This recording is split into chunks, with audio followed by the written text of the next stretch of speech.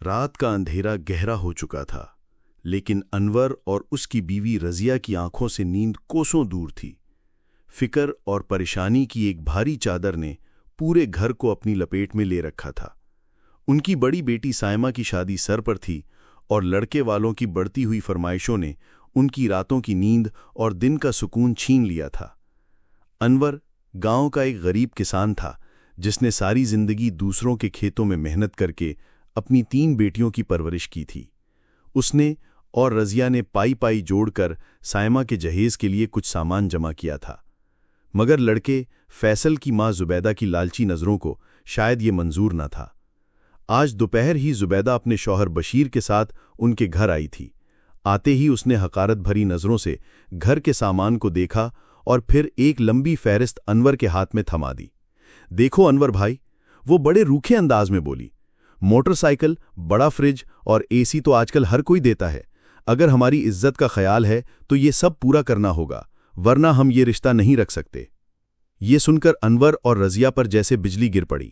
وہ پہلے ہی اپنی حیثیت سے بڑھ کر انتظام کر چکے تھے، لیکن یہ نئی فرمائشیں پوری کرنا ان کے بس سے باہر تھا۔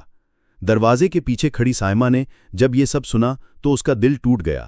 اسے اپنے لیے نہیں بلکہ اپنے ماں باپ کی بے بسی اور ذلت پر رونا آ رہا تھا، جنہوں نے اپنی خواہشات کو مار کر اسے پالا تھا۔ اس رات جب سائمہ نے اپنے باپ کو پریشانی میں کروٹیں بدلتے دیکھا تو اس نے ایک فیصلہ کر لیا۔ وہ اپنی خوشی کی بنیاد اپنے والدین کی تذلیل پر ہرگز نہیں رکھے گی۔ اگلی صبح جب انور اپنی زمین کے کاغذات لے کر اسے گروی رکھنے کے لیے گاؤں کے چودھری کے پاس جانے لگا تو سائمہ نے اس کا راستہ روک لیا۔ رک جائیں ابا، اس نے مضبوطی سے کہا۔ پھر اس نے فیصل کو فون کیا اور سپیکر آن کر دیا۔ فیصل، اس کی آواز میں آنسو نہیں بلکہ ایک چٹان جیسی مضبوطی تھی۔ میرے والد نے مجھے سب سے بڑا جہیز دیا ہے، اپنی محبت، عزت اور اچھی تربیت کا۔ انہوں نے اپنی حلال کی کمائی سے جو کچھ بن پڑا میرے لیے تیار کیا ہے، لیکن میں ان کی پگڑی کو چند چیزوں کے لیے نیلام ہوتے نہیں دیکھ سکتی۔ فون پر دوسری طرف خاموشی چھا گئی۔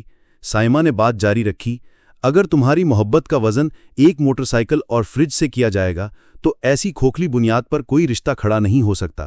مجھے ایسا گھر نہیں چاہیے جہاں انسانوں سے زیادہ چیزوں کی قدر ہو۔ میں یہ رشتہ ختم کرتی ہوں۔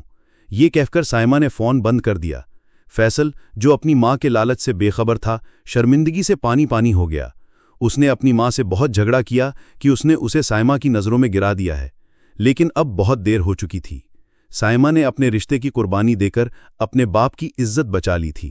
اس نے معاشرے کو یہ پیغام دیا تھا کہ بیٹی بوجھ نہیں بلکہ گھر کی عزت ہوتی ہے، اور اس عزت کی قیمت جہیز سے نہیں لگائی جا سکتی۔